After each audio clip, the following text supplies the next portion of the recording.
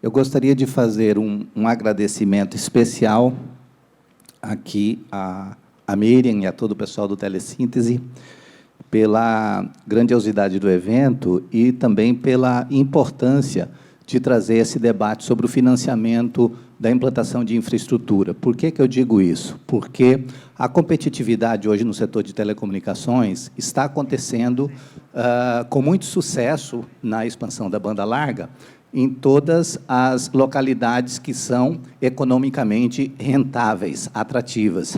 Mas nós temos o grande desafio de chegar àquelas regiões que não são atrativas economicamente. Por isso, a necessidade das políticas públicas. E aí, o primeiro debate que a gente faz é sobre por que não utilizar eficientemente o Fundo de Universalização dos Serviços de Telecomunicações. O FUST foi criado em 2001, ao longo desses 21 anos, teve uma captura de 25 bilhões, né? E esse recurso acabou não sendo utilizado na finalidade a que se destina. Uma parte porque foi utilizado para o preenchimento das lacunas do superávit fiscal, outra parte porque foi destinado a benefícios previdenciários, dívida pública mobiliária, e também, no final, porque a gente estava com a tecnologia da telefonia fixa completamente superada, né? É uma situação que não tinha mais por que estar investindo em universalização de um serviço que já não tinha razão de ser. Então, por isso, veio a nossa lei, a Lei 14.109, que fez a atualização do FUST e fez a habilitação do fundo para a implantação de infraestrutura de banda larga, tanto na conectividade das escolas, quanto conectividade rural. Essa lei ela foi, digamos assim, um grande passo no sentido de habilitar o FUST para cumprir o seu verdadeiro papel. Ocorre que a gente vive um momento de restrição fiscal. O teto de gastos impede que sejam investidos em recursos em projetos não reembolsáveis. E aí, um alerta para todos os prestadores, porque os recursos hoje disponíveis estão fortemente destinados aos projetos reembolsáveis, e uma parte menor, por conta das contingências fiscais, se destina a projetos não reembolsáveis.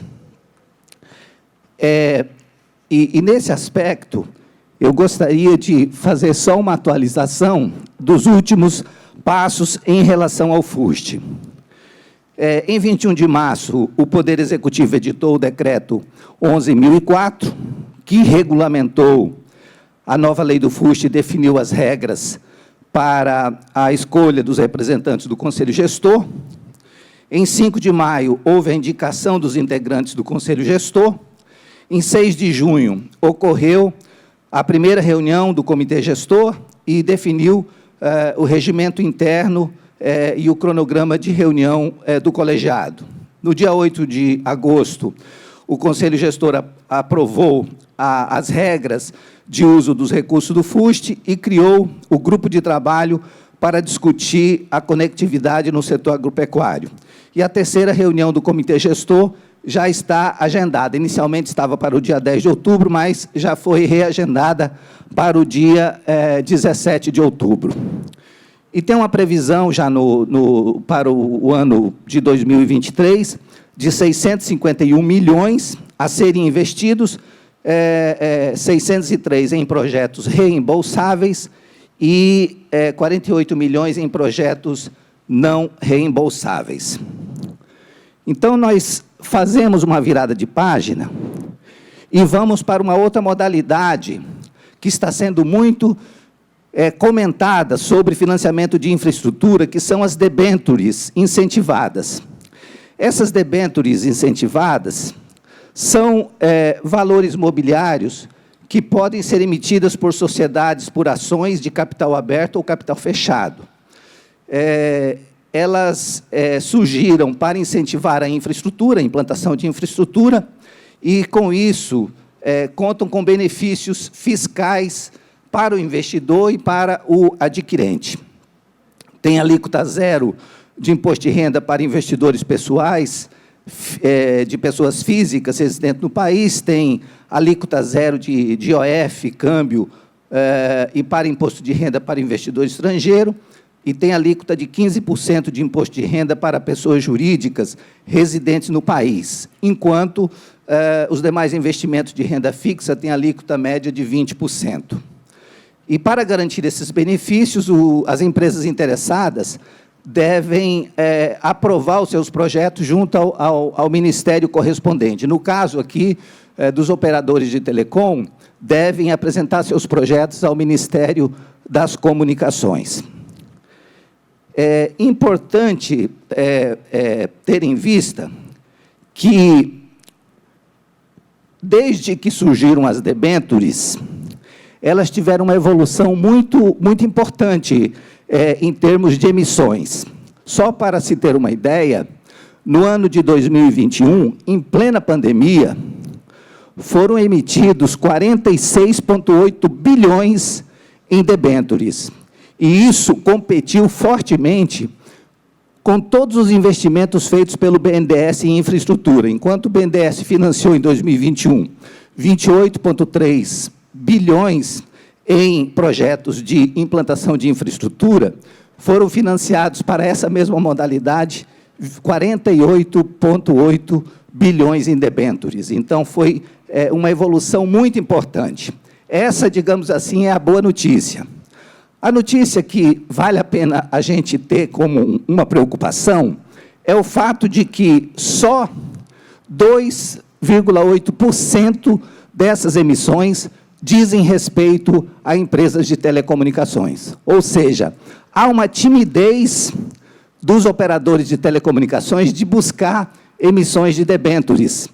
Por exemplo, o setor de energia conseguiu uma participação de 78%, o setor de transporte de 14%, e apenas 2,8% no setor de telecom. Ou seja, é muito importante que a gente tenha isso também no radar, porque é uma fonte de recurso importantíssima para ser procurada pelos nossos implantadores de infraestrutura de telecom. As empresas que saíram na frente, que são aí as nossas bandeirantes na captura de recursos de debêntures, a MOB teve 2 emissões, a Unifique teve 2 emissões, a Americanet teve 1 emissão, a Brisanet teve 2 e a Algar Telecom teve 2 emissões. A soma de todas essas empresas juntas, houve um conjunto de emissões de 1,8 bilhão de reais. E um passo importante para a gente fazer esse comparativo é que, enquanto de 2021 para cá já houve uma emissão de debêntures de 1,8 bilhão para esses operadores, nós teremos, na melhor das hipóteses, uma disponibilização de 1,2 bilhão em fuste. Então, é algo muito impactante para ser considerado. Outro aspecto que eu queria levantar é que tem uma inovação à vista em relação às debêntures, que são as debêntures de infraestrutura. Elas fazem parte do PL 2.646/2020. Esse PL já está como prioridade para aprovação no Congresso pelo governo e traz uma grande novidade para os interessados em emissão de debênture. Qual é? Esse projeto permite que os recursos investidos em projetos nos últimos 5 anos, ou seja, retroativamente a 60 meses, possam ser apresentados como captura de recursos. E eu acho que isso dialoga praticamente com todos os prestadores de telecom. Por quê? Porque todos os prestadores de telecom têm implantado infraestrutura com recursos próprios. Então, eles podem na aprovação desse projeto, que a gente imagina que aconteça brevemente, ficar atentos para apresentar projetos retroativamente até 60 meses, para tentar reaver o recurso investido na implantação de infraestrutura. Por último, eu queria fazer uma ressalta também, uma ressalva importante, que é a busca de crédito junto a organismos internacionais.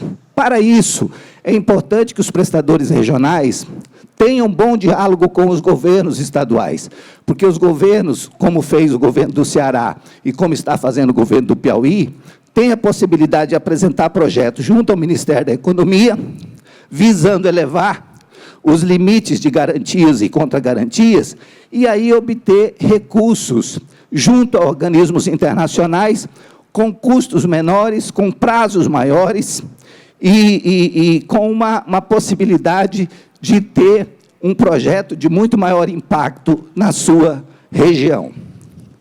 Então, finalizando essas observações trazidas, nós temos aqui alguns alertas, algumas lições de casa que deveriam ser feitas por todos os operadores, que é o setor de telecomunicações, ele precisa estar atento às restrições fiscais e precisa estar buscando mais recurso no mercado privado e atuar além do âmbito regulatório para ampliar o seu crédito. Nós consideramos que houve um avanço importantíssimo, que foi a habilitação do FUST para a implantação de infraestrutura, mas a gente tem que estar atento a essas restrições fiscais que nos impedem de ter um pleno acesso a esses recursos. O mercado privado tem um potencial muito maior em termos de recurso do que o FUST. O setor de telecomunicações ainda usa muito pouco o mercado privado de crédito. E o mercado privado de crédito vai ajudar a melhorar a seleção dos projetos de investimento em telecomunicações. E, por último, o setor de telecomunicações precisa ir além do âmbito regulatório e aumentar o crédito. Precisa buscar o Ministério da Economia, a Comissão de Valores Imobiliários, se for necessário também o Congresso Nacional, e todos os atores do mundo financeiro, com vista a buscar suporte para o financiamento da infraestrutura, porque a infraestrutura de telecomunicações é uma infraestrutura essencial, ela é transversal, ela pode dar uma grande resposta para o crescimento do país como um todo, e, com certeza, esses operadores que são aí os que já investem recursos próprios nesse universo de infraestrutura de telecomunicações, certamente têm voz ativa para dialogar com os tomadores de decisão no sentido de buscar financiamentos em condições favoráveis. Gostaria, então, termino aqui, agradeço essa primeira fase, gostaria de chamar os colegas para compor a mesa para a gente já ir para as perguntas. Antes da gente chamar, meu microfone não sei porque não funciona, eu gostaria de convidar o Márcio Cachapuz, por favor, meu amigo querido também é dessa mesa, e na hora de ler aqui, eu... Pulei, desculpa. Por favor. Mas ele pode contribuir muito. O Márcio é diretor de marketing e venda da OIW. A OIW é uma das mais significativas importadoras de fibra, e ele tem muito a falar sobre a questão da expansão e também ajuda muito no financiamento. Muito obrigada, Márcio, pela sua presença. E queria agradecer também a Telecom, os internautas estão falando que está bombando, a rede está muito boa a transmissão, e a que está colocando aqui a nossa internet aqui dentro. Muito obrigada, por favor, painel. Por favor, agora já podemos tomar a mesa aqui, o Nilo, o Ricardo Rivera, a Rafaele Fortunato e o Cachapuz. E eu gostaria de começar, depois dessa breve contextualização aí do universo do financiamento para implantação de infraestrutura, chamar o meu colega Nilo Pasquale, que é superintendente de Planejamento e Regulamentação da Anatel e também integrante do Comitê Gestor do FUST. Nilo, perguntaria de imediato, assim, de que expectativa a gente pode passar para os prestadores que estão aí fazendo investimento em infraestrutura no sentido ao acesso real aos recursos do FUST. A gente pode confiar que esse agora o FUST sai do papel e a gente vai tê-lo verdadeiramente sendo utilizado na implantação de infraestrutura? Com você a palavra. Bom, primeiro, obrigado, conselheiro. Muita satisfação estar aqui no painel junto com o senhor, com meus demais colegas aqui do painel também. Agradecer de novo a Telesíntese pelo convite também, para participar aqui do Inovatic. Bom, respondendo já diretamente, sim, ele vai acontecer. A gente está num trabalho muito intenso desde que mudou a lei, que foi publicado o decreto. Acho que a apresentação do Aníbal mostrou muito bem aí um pouco do passo a passo das coisas que já aconteceram, mas acontece muito mais coisa além só as coisas que são publicadas, né? Tem muita discussão e muito debate para a gente poder chegar nesses instrumentos todos. É uma vontade muito grande, tanto do Ministério, da presidente do Conselho Gestor do FUST, né, da Estela, representando o Ministério ali, tanto da Anatel e tanto de todos os membros do Comitê Gestor, é fazer isso acontecer, e a intenção é fazer isso acontecer já este ano. A gente tem orçamento aprovado para 2022, isso foi um esforço enorme que o Ministério fez no começo do ano para tentar garantir esses recursos previstos já. Então, com certeza, a gente quer fazer com que isso aconteça esse ano para a gente garantir a alocação desses recursos já. A gente já tem a proposta orçamentária para o ano que vem. Aqueles valores que estão ali são a proposta que o Conselho Gestor fez. Isso, obviamente, tudo depende de lei orçamentária e como que isso vai andar no Congresso, né, para aprovação final. Mas ele está bastante equivalente ao que foi aprovado esse ano, então imaginamos que deve se manter o que foi a proposta essencialmente. Como foi bem mencionado, a boa parte dos recursos estão vinculados à parte reembolsável, porque a parte não reembolsável tem impacto direto na dívida pública e tem todas aquelas outras questões que já foram, inclusive, mencionadas. Então, ele é a parcela menor disso, mas todo o resto está na parte reembolsável, e a gente tem toda a linha sendo estudada ainda para o Fundo Garantidor, que era uma das demandas principais, inclusive, dos ISPs ao longo desde que eu me lembro dessas discussões, então já tem muitos anos que a gente trata disso. O FUST, com certeza, é um dos mecanismos mais interessantes para se usar nesse mecanismo também. Então, é algo que está sendo estudado. A gente aprovou recentemente todo o caderno de programas, então, o que se espera fazer com os recursos do FUST. A gente está agora aguardando a apresentação dos planos de alocação de recursos dos agentes financeiros. A gente tem que passar por essa etapa de aprovação disso ainda, para a gente poder começar a fazer a liberação, digamos assim, ou poder começar a executar. A gente está meados de setembro, mais para o final, a gente tem ainda outubro, novembro, dezembro. É corrido, mas com certeza a gente está trabalhando para que isso aconteça. A gente já fez muita coisa ao longo desses anos, regimento interno, aprovação de toda essa documentação, mas o trabalho agora é para fazer acontecer. A gente não fez todo esse esforço, não esperamos 20 anos para mudar a lei, para a gente finalmente conseguir fazer isso acontecer. Tem uma grande preocupação da gente conseguir distribuir esses recursos para o setor de forma geral, então, que a gente não tenha vinculações de projetos que sejam só para as grandes. Tem uma preocupação muito grande de a gente ter projetos para os SPs poderem ser atendidos em tudo isso também, e aí os SPs são de todos os tamanhos, né? A gente tem desde muito pequenos até muito grandes, e que a gente consiga montar linhas de financiamento, seja no não reembolsável, seja no reembolsável, seja no fundo garantidor, que contemple todos os agentes do setor, e não uma parte só, né? Então, isso, boa parte da discussão, junto com o BNDES, principalmente, ele provavelmente é o principal agente financeiro que está previsto no próprio decreto de regulamentação da lei. Então, ele, com certeza, é um dos principais agentes financeiros nesse processo, a gente pode ter outros, inclusive, mas, nessa discussão, a gente quer ter certeza que a gente contemple, ou dê a possibilidade, pelo menos, né, de que todos os agentes setoriais possam participar desse processo também. Então, assim, sendo bem direto, sim, ele vai acontecer, e, dependendo da gente, vai acontecer este ano ainda.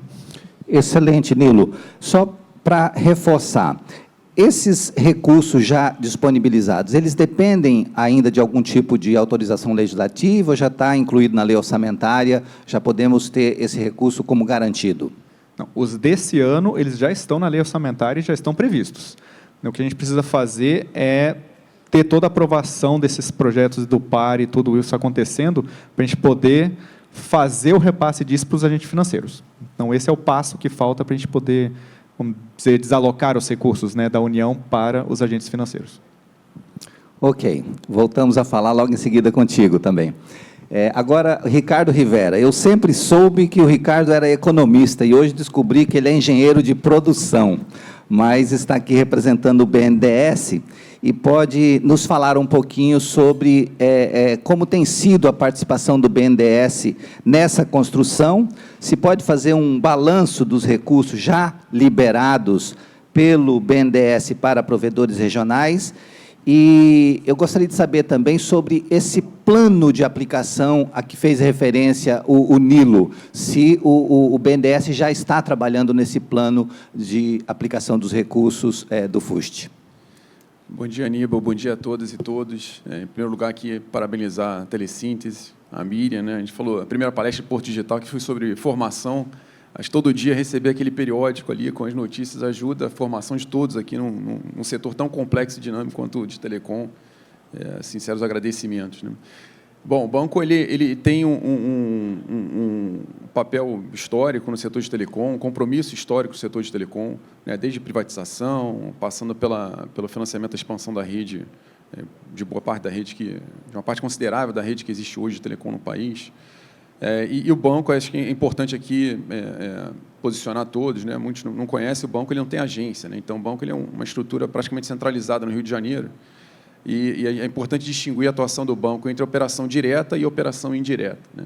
A operação indireta, tipicamente, aqui, num contexto aqui de painel para provedores, a gente está falando de provedores que faturam acima de 60 milhões. Para a atuação indireta, abaixo disso, né? Então, e o banco vem, especialmente nos últimos 5 anos, com uma ênfase, um carinho enorme aqui para desenvolver tanto o esforço direto de operações diretas quanto de operações indiretas, né?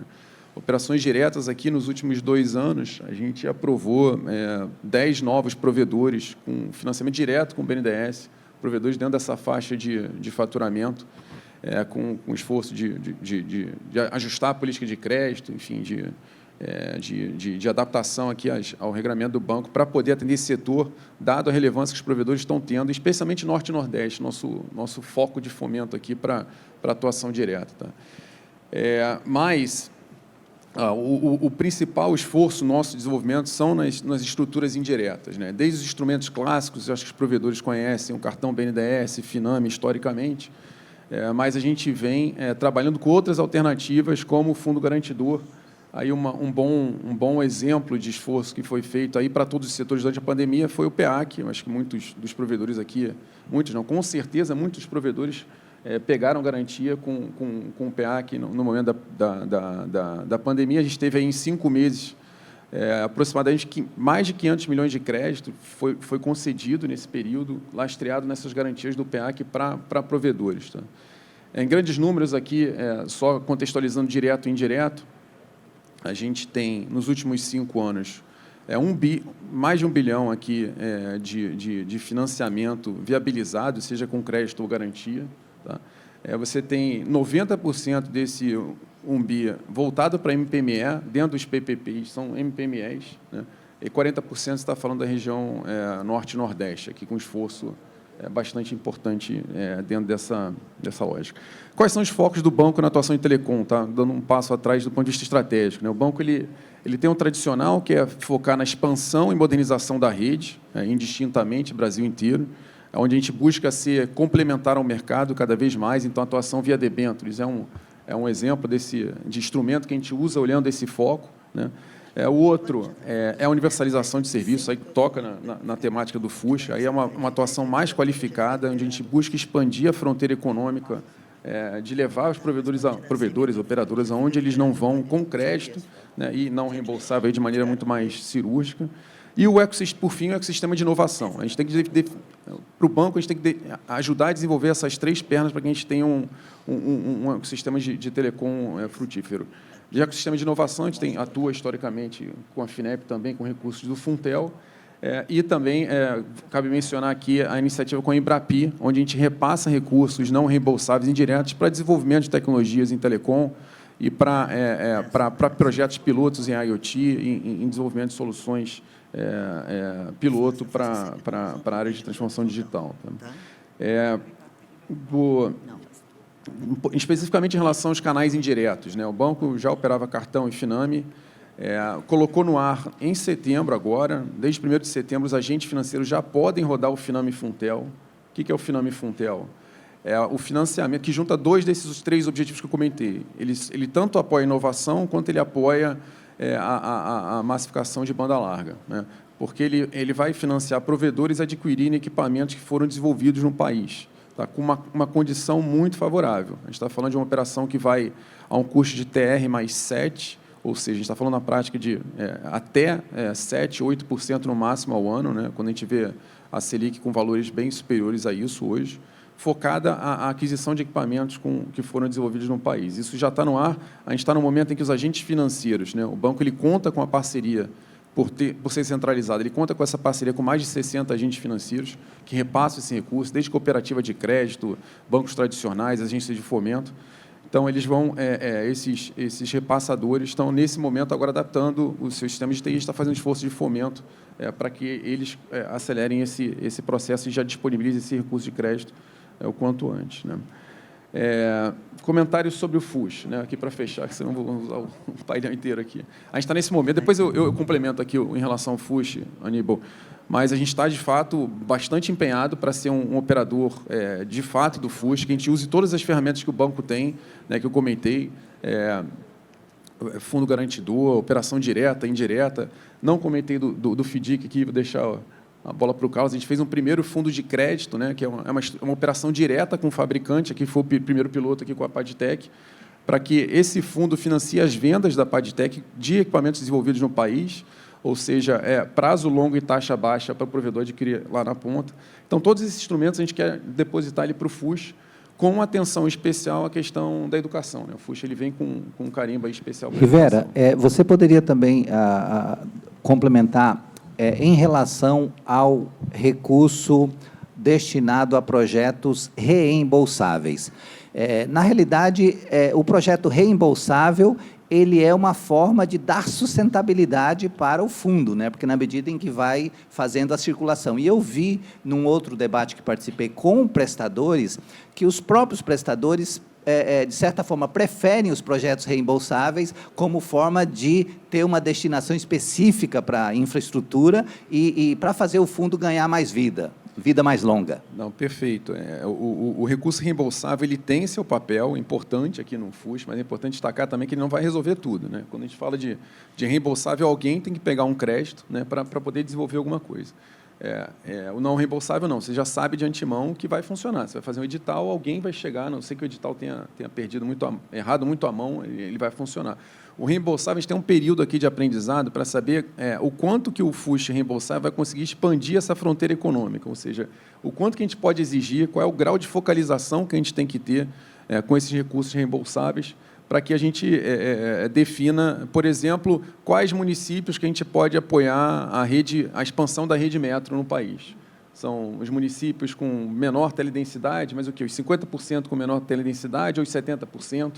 Isso tudo a gente vai aprender e o quanto que a gente tem que colocar de recurso reembolsável para cada operação. Qual que seria o teto, né? A gente ainda tem 600 milhões aqui por ano, né? A gente vai poder financiar um provedor com 100 milhões, 80, qual que vai ser o teto? Tudo isso a gente vai aprender a partir do conhecimento um pouquinho melhor dessa demanda, a partir dos requisitos iniciais que foram colocados aqui para o FUS. Então, antecipando, o banco pretende um pouco aprender nesse período inicial, talvez com operações piloto, para entender como qual é o poder efetivo do crédito reembolsável. A gente acredita bastante, e a gente sabe que os provedores acabam, especialmente PPPs, acabam indo expandindo essa fronteira econômica. Então, a gente acredita que vai ter um espaço, mas ele não vai resolver, por exemplo, a preocupação central do FUS, que é levar a conectividade para todas as escolas em qualidade adequada até 2024. Não vai ser o FUS reembolsável que vai resolver esse problema. Isso é importante deixar isso claro aqui na largada, né? Perfeito. Por isso, tem uma parte não reembolsável já prevista. Gostaria de falar agora com a Rafaele Fortunato. A Rafaele é doutoranda em administração e pesquisadora sobre financiamento à inovação. E ela está aqui falando pela financiadora de estudos e projetos, a FINEP. E gostaria de saber de você, Rafaele, um pouco de um balanço sobre a atuação da FINEP no setor de telecom e como está o apoio da FINEP ao desenvolvimento do 5G no Brasil. Bom dia.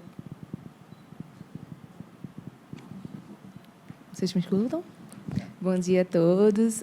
Eu agradeço muito, em nome da FINEP, o convite, né, para esse evento, com pessoas tão qualificadas, né, e estendo aqui meu cumprimento à mesa. Então, Aníbal, o apoio reembolsável nos últimos anos, a gente conseguiu contratar 2 bilhões de reais no reembolsável para o setor de telecom. Foram mais de 50 empresas apoiadas, tá, ao longo desses últimos anos.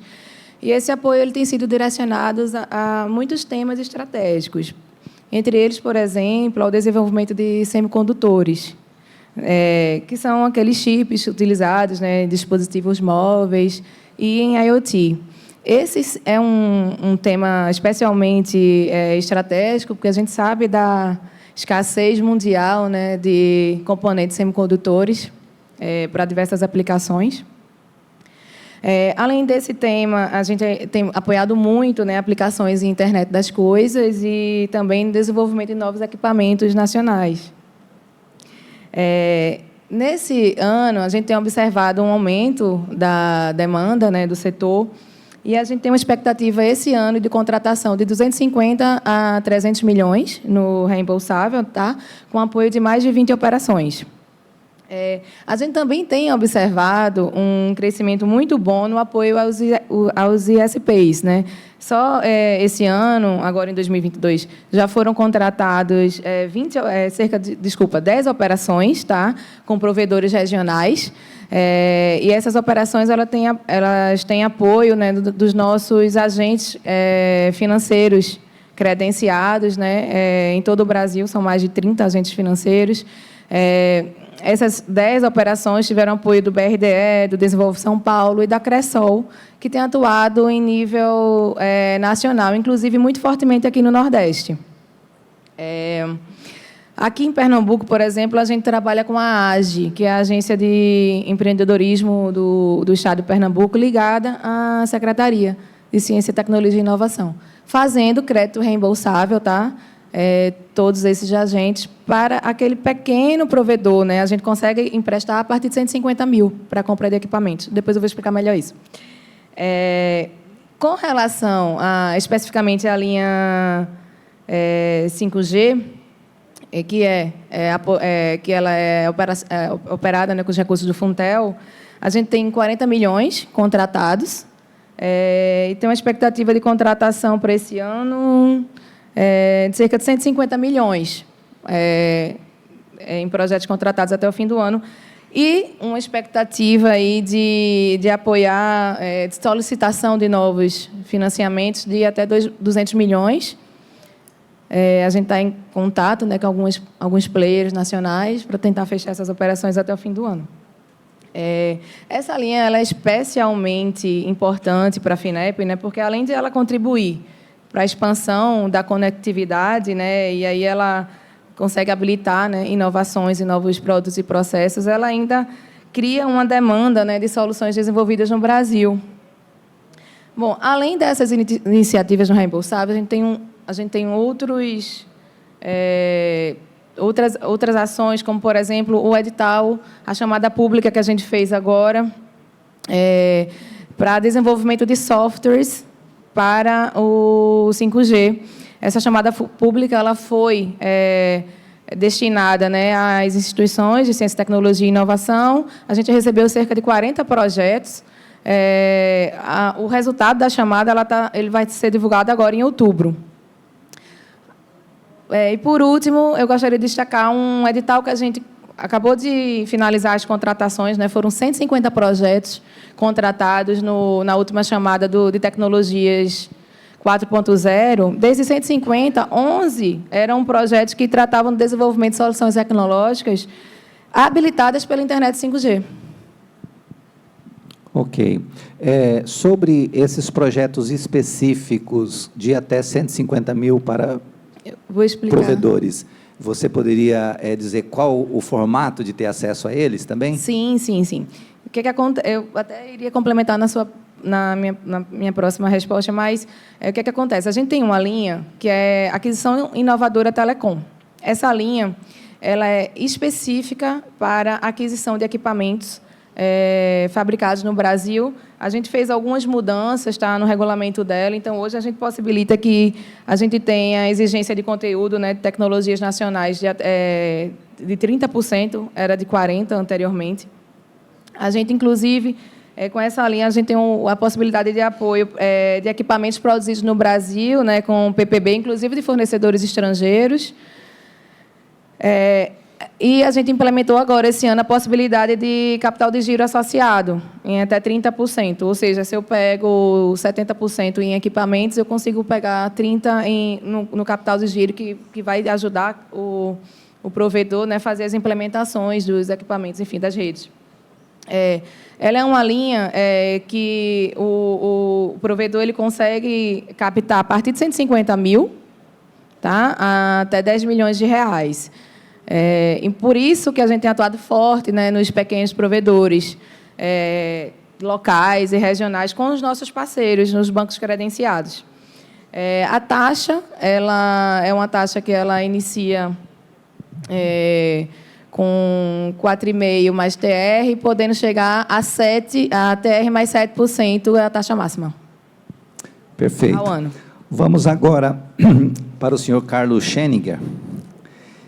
Gostaria de ouvir como, na experiência que vocês têm como empresas que fornecem serviços e produtos para operadoras regionais de banda larga, quais são os principais gargalos sob a ótica dos financiamentos para expansão dos ISPs? Como é que tem sido a participação da indústria de vocês nesse mercado, nessa implantação de infraestrutura? Obrigado pela pergunta, Aníbal. Miriam, obrigado aí por organizar o painel. É um desafio constante, né? Nós, como provedores locais, precisamos do financiamento também. E aqui contamos sempre com o FINEP e o BNDES para o desenvolvimento, né, da nossa cadeia produtiva. E é uma boa surpresa desenvolver e operar no Brasil. Nós temos todo o suporte que precisamos aqui e mais recentemente aqui nós começamos a desenvolver também suporte para os nossos clientes. E nessa jornada de aprendizagem, aqui a primeira percepção é a aprendizagem, ou seja, o conhecimento de que é possível financiar os projetos de infraestrutura, de crescimento do provedor, através de dinheiro. Primeiro, pode ser público, que é o mais barato, tem bancos, você citou debêntures incentivadas, ou seja, abrir a cabeça para usar esses recursos financeiros, o recurso em forma de dívida para o crescimento, né? O grande desafio aqui é casar isso, né, com a entrada da receita, né? Como equilibrar financeiramente essa torta lá do lado dos provedores, como nós temos que equilibrar essa torta aqui dentro da indústria também, né? Então, temos que equilibrar esse fluxo de dinheiro. Então, ou seja, está aberto, eu acho que esse painel aqui cumpre o seu papel de levar esse conhecimento, levar essas opções que estão na mesa, além de outras, para o dia a dia, dos operadores, ISPs e operadores de infraestrutura. O segundo é custo. Custo Brasil é caro. Operar no Brasil é caro. CDI a 14 e pouco mais spread, nós vamos a 20% de retorno, nós aqui ficamos satisfeitos em aplicar qualquer coisa a 20%. E esse é o custo básico de operar financiamento do Brasil, o que é muito caro. Então, temos que buscar opções mais baratas, e aí eu não canso de agradecer o Rivera aqui e o pessoal do FINEP de oferecer essas soluções e estruturar, depois nós podemos falar um pouco mais, estruturarmos isso para a nossa cadeia produtiva e para a cadeia produtiva dos nossos clientes. E tem um terceiro ponto que nós nos deparamos com a organização financeira dos nossos, ou seja, dos demandantes do dinheiro. Para ter uma debênture, por exemplo, você tem que ter um balanço auditado, já é complexo, e não é fácil e não é acessível para todo mundo. Então, desde cedo, se pudermos organizar a nossa estrutura financeira, o nosso balanço financeiro, de forma adequada, para tomar em conta, a preparar ele para apresentar para quem fornece o crédito, ajuda muito, facilita bastante, acelera, né, acelera todo o processo de aprovação, então está preparado, eu acho que para usar o crédito é um grande desafio.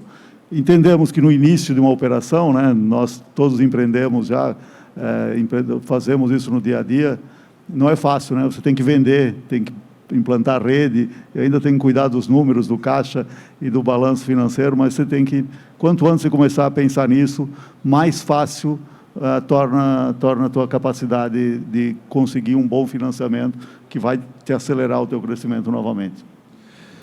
Uma curiosidade aqui, o crescimento na oferta de banda larga no Brasil tem sido impulsionada pelos pequenos, né? Eles fizeram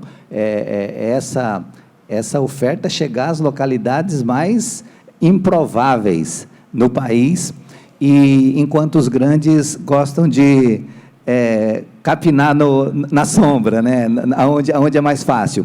Como é que tem sido para vocês, indústria, a participação nesse mercado dos pequenos e dos grandes? Quem é que tem proporcionado maior faturamento para vocês? A partir de 2016, né, com a entrada de vocês, todos os operadores no mercado de forma mais intensa, nós, né, já no Conselho, nos desafiamos a buscar formas de financiar esse crescimento.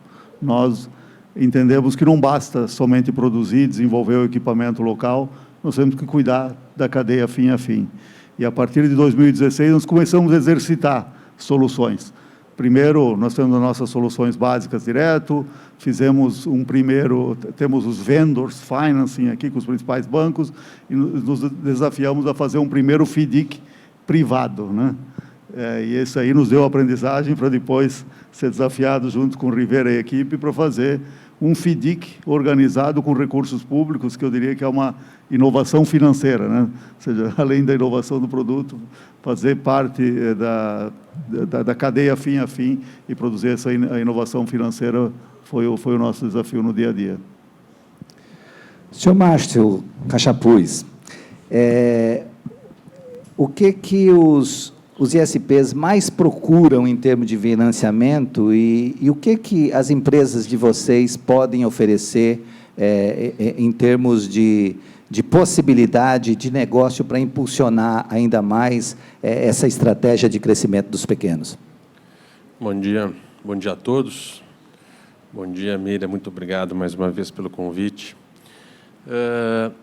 Nós estamos inseridos nesse mercado já há algum tempo, né? E esse mercado ele tem efetivamente se acelerado, né? Como o Carlos estava dizendo, nesses últimos 6 ou 7 anos, de uma forma bastante contundente, né? A OIW é uma empresa que ela hoje tem CDs no Brasil todo, ela tem mais de 14 mil metros quadrados de CDs, justamente para criar essa proximidade na oferta, né, para pequenos, médios, né, provedores e operadoras regionais, que são hoje aí 90% dos nossos clientes, da nossa carteira de clientes. Nosso grande desafio nesse entorno, né, é poder criar uma solução efetiva para as necessidades, para aquilo que existe no mundo real, né? A gente passou, nos últimos 2 anos, por uma crise muito séria, mundial, né, em especial no Brasil, que foi a pandemia, que nos criou um desafio muito grande de acompanhar tudo isso como supplier desse mercado, ajudando os provedores a se estruturarem, né, nesse momento, para poder, até por uma causa social dos próprios provedores, né, para criar as proximidades tecnológicas, né, através de aplicações, através de tudo isso, para que isso acontecesse. Então, o nosso grande desafio foi acompanhar tudo isso, né? Nos últimos 2 anos, fomos o maior importador de fibra ótica da América Latina, né? E hoje isso faz com que a gente tenha uma grande competitividade, né, nesse mercado, entregando aí soluções de todo tipo, né? Desde soluções logísticas, através dos nossos 6 CDs no Brasil todo, soluções financeiras, que é o que a gente vai explorar aqui hoje, né? Soluções comerciais. Então, acho que tudo isso é o que abrange hoje o approach da OIW no mercado. Nós, sob o ponto de vista de o que efetivamente nós estamos ofertando, né, acho que o provedor ele tem um grande desafio, né? O provedor hoje é capital intensivo, né? Dia a dia, olhar para o caixa, né? Olhar para o investimento, olhar para o caixa, olhar para o investimento. Então, o nosso papel aqui é como é que a gente cria soluções para isso. E aí nós temos soluções de linhas de financiamento próprio, né? Até porque, principalmente nesses últimos 12 meses, onde a Selic mudou de patamar completamente, né? Nós passamos a ser o principal agente financiador desse mercado, né? Os nossos colegas distribuidores e suppliers desse mercado sabem bem, né, o que a gente está falando, porque os bancos passaram a ser uma segunda opção, até por uma questão de taxas taxas altas, né? E a gente, através de condições facilitadoras de financiamento, condições com carência, soluções de locação, né? Isso tudo nós passamos a ser, efetivamente, a primeira opção para os provedores, né? Obviamente, tirando essas questões também de política pública, dos financiamentos, né, que o BNDES, que o FINEP oferecem, né, para produtos importados, que hoje existe um volume muito alto, né, toda malha, existe um grande volume, principalmente em fibra ótica hoje no Brasil. A gente, além de outros produtos, obviamente, mas principalmente isso, né, a gente cria essas soluções todas e disponibiliza para os nossos clientes, e depois a gente pode explorar mais pontualmente quais são esses itens. Mas, com certeza, a gente tem um grande desafio nisso, né, que é de poder entender todo esse desafio, né, que é do provedor, de acompanhar o momento do país, de acompanhar, vem de pandemia, entra em guerra, né, vem inflação mundial, ou seja, tudo isso com uma ressaca, do seu ponto de vista também pós-pandêmica, né, de oferta de serviço, e a gente acompanhar isso agora com uma visão mais otimista de futuro, que a gente pode enxergar o que vem pela frente, mas também nos preparando para isso. Então, a gente acaba também servindo um pouquinho de agente regulador ali, nessa função, no suporte do dia a dia do provedor. Eu acho que esse é o nosso principal papel. O leilão do 5G, ele trouxe uma novidade importante para os regionais, que foi a disponibilização de blocos regionais. Aliás, foi um sucesso, porque todos os blocos foram adquiridos. E agora teremos operadores regionais que vão, além da implantação de infraestrutura física, vão ter que trabalhar com a rede móvel. Como é que vocês avaliam essa possibilidade de participação do fabricante nacional nesse ambiente de implantação dessa infraestrutura? Eu acho que tem um grande desafio, né? O projeto 5G em si, ele é um grande desafio, né? Acho que para todos, para as principais operadoras um pouco menos, porque eles já têm uma base 4G implantada, mas o projeto em si ele é mais complexo em função da quantidade de antenas, os projetos incluindo small cell, microcell, ou seja, tudo isso, né, essa complexidade toda, ela diferencia toda a evolução tecnológica de que foi até agora. Então, eu acho que tem uma grande oportunidade, né, nesse entorno, que é para os provedores de internet, que são o nosso mercado principal, para as operadoras regionais, né, eu acho que tem uma grande oportunidade, que é o aproveitamento da capilaridade hoje, que, na sua maioria, só o provedor, efetivamente, lá da pequena cidade tem, né, e consegue oferecer. Então, eu acho que vai ter uma mescla muito grande de oportunidades para os pequenos provedores, para utilizarem suas redes, para oferecerem essas redes para aplicação 5G. Mas eu acho que tem um caminho ainda que ele não é curto, esse caminho, né? Ele é um caminho que passa ainda por desenvolvimento de projeto, de upgrade de rede, né? Ele passa ainda por um balanceamento de investimento-retorno da rede 5G.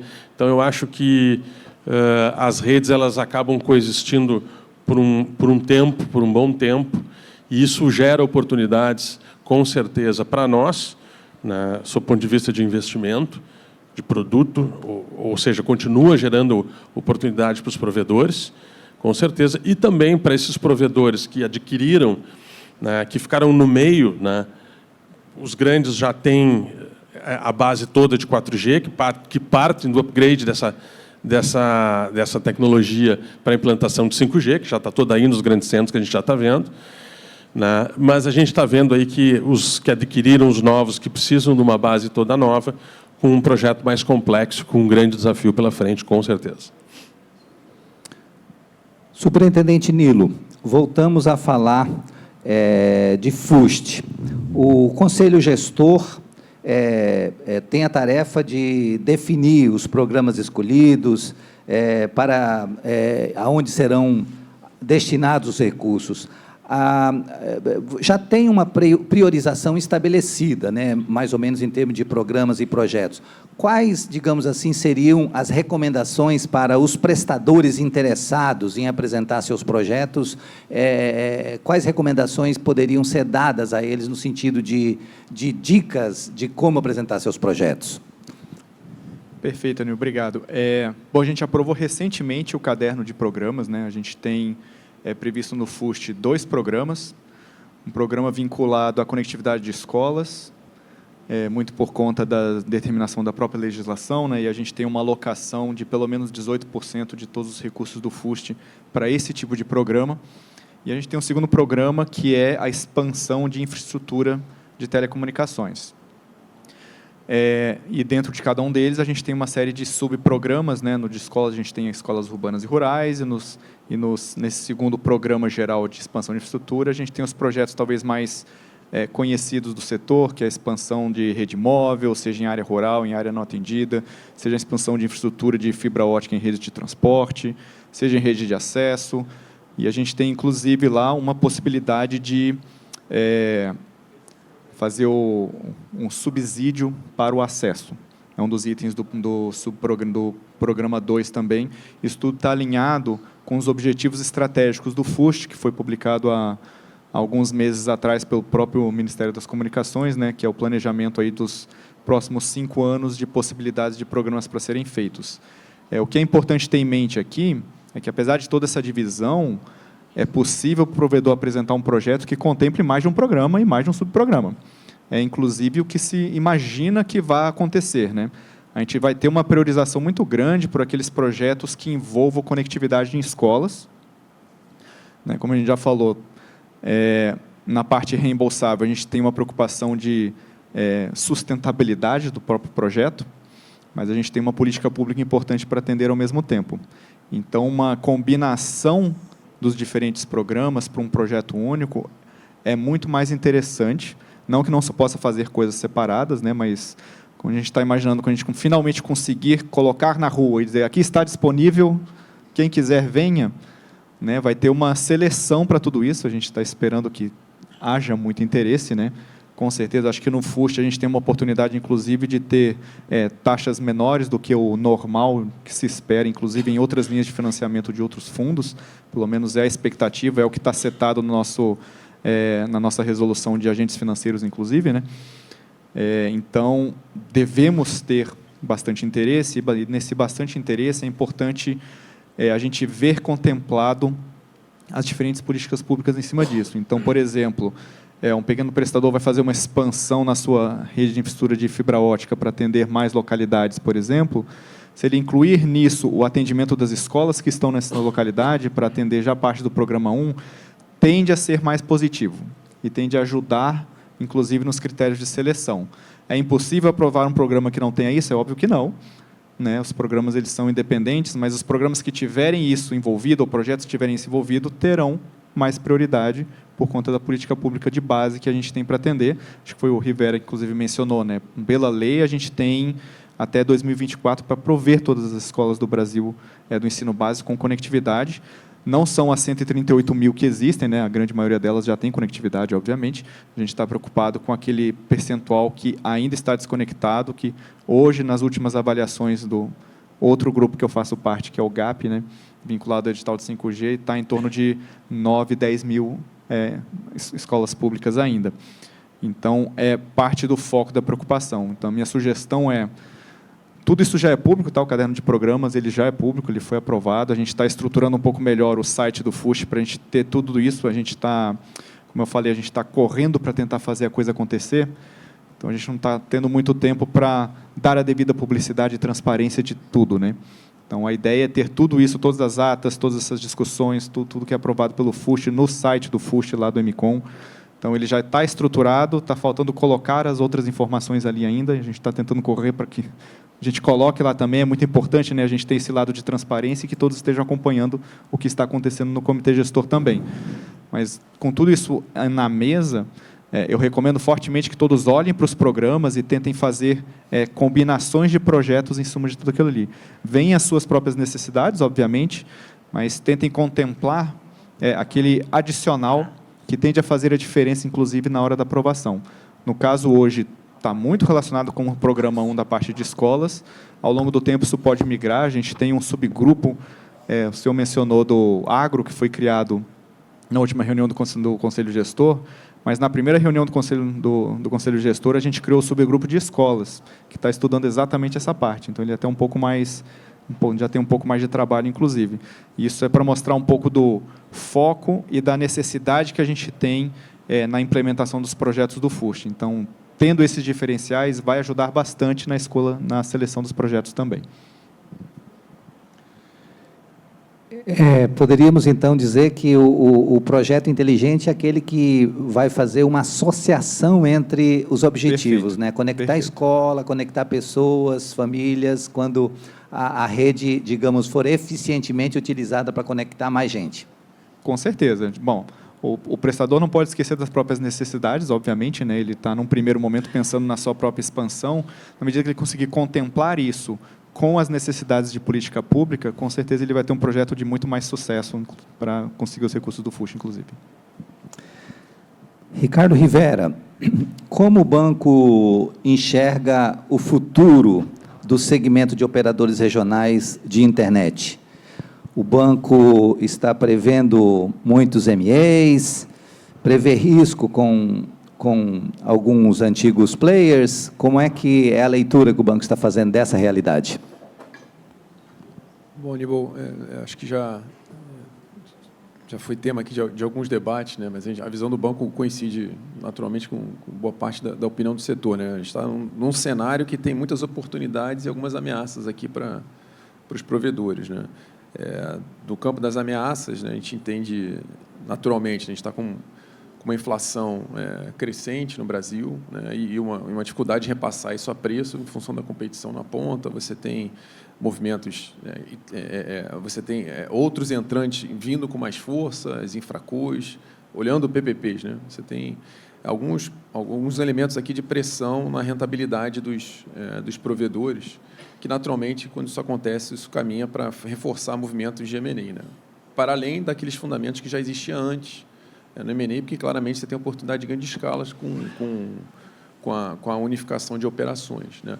Mas, de toda forma, a gente entende que tem um bom espaço ainda para atuação complementar e em parcerias grandes com pequenos, especialmente dentro dessa frente que a gente pretende estimular cada vez mais, que é a expansão da rede onde não tem. Ainda tem espaço ainda para cobertura, melhoria de qualidade, enfim, ainda tem um bom espaço aqui para os provedores crescerem, talvez não no ritmo que vinham crescendo no passado recente, mas ainda com um crescimento ainda saudável por alguns anos. Essa possibilidade de fusões e aquisições, o banco enxerga como um movimento natural do mercado ou, por trás desses movimentos, podem ter ameaças também? De novo, o Brasil ele é muito grande, né, do ponto de vista continental, né? Então, a gente naturalmente vê um movimento de grupos consolidando, né, com private equity por trás, grupos se posicionando nacionalmente, né, com hubs de crescimento, mas ainda assim, mesmo nas regiões ocupadas por esses grupos, pelas grandes operadoras, ainda tem bairros, tem municípios adjacentes, tem espaços ainda para um crescimento que é importante para o país. No fundo, essa competição e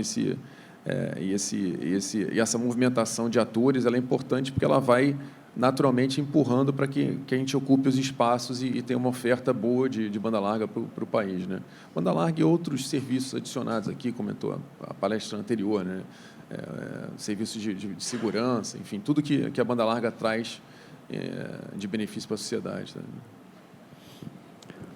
Rafael, quais as prioridades da FINEP para o próximo ano? Você já tem uma ideia da quantia de recursos que a financiadora vai contar para 2023? Sim.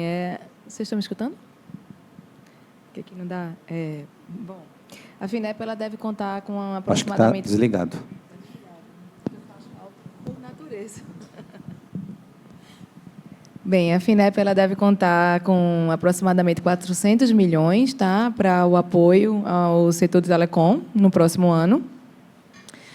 O objetivo da gente é atuar em toda a cadeia, né, desde o desenvolvimento tecnológico até que a tecnologia ela chegue ao mercado. E, para isso, a gente conta com alguns programas. Dentre eles, a gente tem o FINEP Startup, tá, que é um programa de subvenção econômica para a inovação ele foi regulamentado com fluxo contínuo. Então, a startup ela tem um tempo para maturar, né, o projeto. Ela não precisa correr, porque não é um edital com prazo para submissão. Ele é um programa com fluxo contínuo de apoio ao desenvolvimento tecnológico em startups. Além dele, a gente tem o InovaCred Telecom, tá, que é um programa de apoio ao desenvolvimento de tecnologias, né, em pequenas e médias empresas, né, micro, pequenas e médias empresas. Esse InovaCred é o programa que é operado pelos nossos parceiros, os parceiros regionais, né, como o Cressol, o BRDE, enfim, vários bancos e operadores que estão credenciados, né, os 30 que a gente credenciou até hoje. No crédito direto, né, a gente tem o apoio ao desenvolvimento tecnológico em médias e grandes empresas e a aquisição inovadora, que eu falei na pergunta anterior, né, que é de apoio à compra de equipamentos, né, de telecom desenvolvidos no Brasil, inclusive cabos de fibra ótica, né, até 70% do valor do financiamento você pode comprar em cabo. E, dentre desses 70%, se você quiser 30% para investimento em capital de giro, também pode ser associado, né, nessa linha. Essa é uma linha especificamente muito interessante para os ISPs, né, principalmente os pequenos ISPs e médios. Por quê? Porque ela é uma linha que você não precisa, a empresa não precisa de apresentar projeto, né, de desenvolvimento tecnológico. Ela é uma linha que foi criada para que vocês acessem uma lista de compra, né, que foi elaborada pelo Ministério, né, de fornecedores nacionais. Você vai lá e escolhe o fornecedor que quer trabalhar, quais são os materiais e dispositivos e equipamentos que você vai querer adquirir. Sempre fornecedores nacionais. Sim, ou então a gente fez uma regulamentação, né, de poder também apoiar a compra de equipamentos produzidos no país com o PPB, né? E aí, assim, ele também tem uma exigência de conteúdo tecnológico no Brasil de até, no mínimo, 30%. Antes era de 40%. Mas essa lista, né, é de fornecedores nacionais, com essas exceções que eu te falei agora. Além disso, é uma linha que você consegue acessar, como eu falei, né, a partir de R$150 mil para compras. Além disso, a gente tem o FINEP 5G, né, que é de apoio à implantação de rede 5G, né, desde que seja com a utilização de tecnologias nacionais. Você me permite deixar meu contato aqui? Porque eu sei que os provedores e as demais empresas, né, que trabalham com desenvolvimento tecnológico, eles ficam curiosos em saber mais sobre as linhas. Eu vou deixar meu WhatsApp. Rafaela, antes de deixar seu WhatsApp, tem uma pergunta aqui de um internauta, que é para você, qual a taxa de juro médio para os financiamentos com a FINEP? Então, ela é uma taxa que ela varia, né? Ela inicia com 2,8% e vai até 7% nessa linha aqui da 7 mais TR, né? Na linha da aquisição inovadora, Telecom.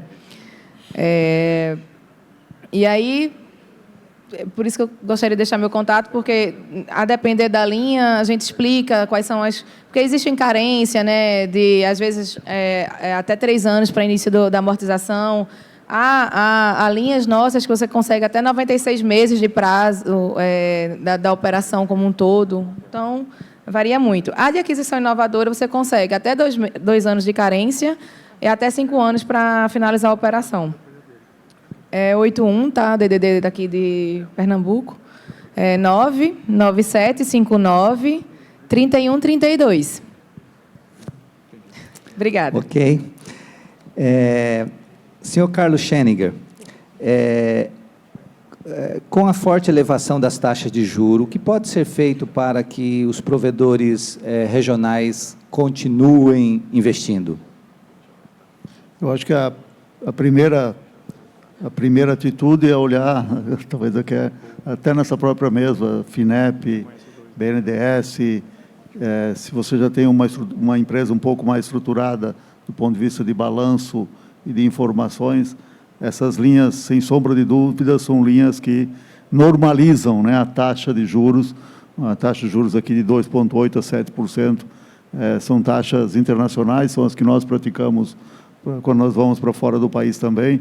Então, são taxas que vão te dar segurança de estar captando dinheiro para os investimentos de longo prazo, principalmente os estruturantes, né, que é o nosso caso, onde nós atuamos mais, né. Nós mesmos aqui, nós desenvolvemos junto com o BNDES o FIDIC, que tem hoje uma taxa de 7%, prazo de pagamento entre 36 e 48 meses. Estamos aprendendo, né, Rivera? Todo dia aprendendo um pouco a melhorar o produto, a escalar o produto. Ele é um produto que ele tem essa pegada de universalização, né? Ele tem um tamanho máximo de operação, então ele é para atender essa camada de clientes que estão começando a estruturar suas redes, a buscar um tráfego num POP, melhorar o seu crescimento com uma rede com mais capacidade e mais qualidade. Então, ele visa a dar essa universalizada. E, só para vocês terem uma ideia, nós começamos em abril a fazer o funding dele, foi aprovado no ano passado. Em abril, nós fizemos o primeiro funding, e hoje nós já temos 15 operações aprovadas, em poucos meses. Alguns já começam a operar. Então, são esse tipo de linha de custo mais acessível, e acho que aqui, novamente, esse painel tem esse objetivo de tornar essas linhas mais conhecidas. Claro que tem outras linhas de mercado, você bem citou aí, para quem está mais estruturado, debêntures incentivadas, claro, sempre são uma boa saída, elas incentivam tanto o tomador quanto o credor, ou seja, todas as pontas estão atendidas. E os bancos privados também têm soluções aí no seu dia a dia, no seu magazine, que podem ser utilizadas por todos. Eu acho que aqui, se comentou muito bem, é um mix, né? Você vai ter linhas que são estruturantes, que deveriam ser carimbadas para aquele projeto de super longo prazo, que precisa de uma carência, que leva, às vezes, 2 anos para passar a fibra o projeto, e dá para casar esse prazo de carência. Então, eu acho que aqui é tentar ter a linha de financiamento adequada para o projeto adequado. Uma ONT na casa cliente, que já tem um payback em 4 meses, pode ter uma taxa mais elevada, né? O payback vem mais rápido, então você consegue girar o teu dinheiro. Então, como equilibrar as tuas finanças aqui nas soluções é o desafio. Nós não lavamos as mãos quanto a isso, no nosso dia a dia, nós incentivamos os clientes que já têm capacidade a irem direto, né? Nós passamos o telefone do Rivera, da Rafael e do Newton no nosso dia a dia, fazemos as pontes, junto com os organismos de fomento regionais também, que não podem ser esquecidos, que são, por um lado, repassadores do BNDES e da FINEP também, tem o seu papel, o seu funding local. Então, equilibrar esse portfólio de soluções é a única saída nesse momento. E o demais é trabalhar no dia a dia para que tenhamos umas finanças do país equilibradas que possam baixar a taxa base, e aí nós resolvemos o problema para todos. Senhor Márcio Cachapuz, Para as empresas que são fornecedoras de produtos e serviços para os ISPs, qual é, digamos assim, a expectativa para essa virada de ano 2023, começando com novo ciclo de governo? Qual é, digamos, o olhar que se tem para o mercado de ISPs? E que produtos vocês imaginam que pode agregar maior competitividade para os pequenos a partir dos produtos que vocês fornecem? Bom, falar de futuro no Brasil é um desafio enorme, né? Mas a gente tem aí uma série de fatores que nos próximos meses poderão mudar ou não o cenário para nós para o próximo ano. A gente tem fatores externos, a gente tem fator nosso de política aqui, né? Então a gente acaba desenhando alguns cenários.